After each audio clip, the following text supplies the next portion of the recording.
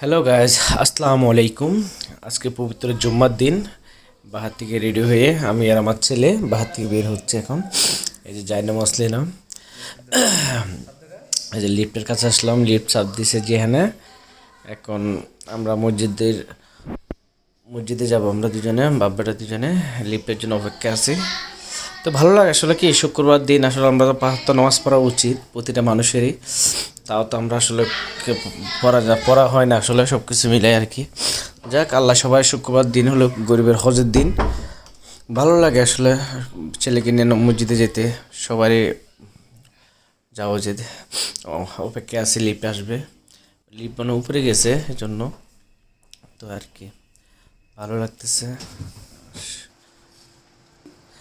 তো আর কি লিফট চলে আসলো, আমরা ঢুকলাম ভিতরে।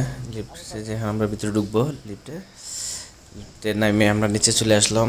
এখন গাড়িতে যাব, গাড়িটা নেব, গাড়িটা নিয়ে মসজিদের উদ্দেশ্যে রওনা দেবো আমরা। হ্যাঁ, তো গাড়ির চাবিটা ঢুকে, এই মসজিদটা আসলে বাহার থেকে একটু দূরে, তার জন্য বাইক নিয়ে যাওয়া হয় আসলে। নাই যে চলে যাচ্ছে মসজিদে, জিহান আমাকে জড়াই ধরছে। মাশাল্লাহ, সবাই আসলে চেষ্টা করবেন নামাজ পড়ার জন্য। আমারও চেষ্টা করতে হবে নামাজ পড়ার জন্য। এটা ছাড়া আসলে নামাজ ছাড়া কোনো গতি নেই, যেহেতু আমরা মুসলিম। এটাই সবচেয়ে বড় কথা। তো ভালো থাকবেন সবাই। তো আসলে কি বলবো, সবাই সুস্থ থাকবেন এই কামনাই করি।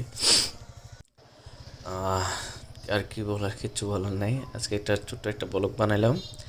তো ভালো থাকবেন, সুস্থ থাকবেন। আসসালামু আলাইকুম, আল্লাহ হাফেজ।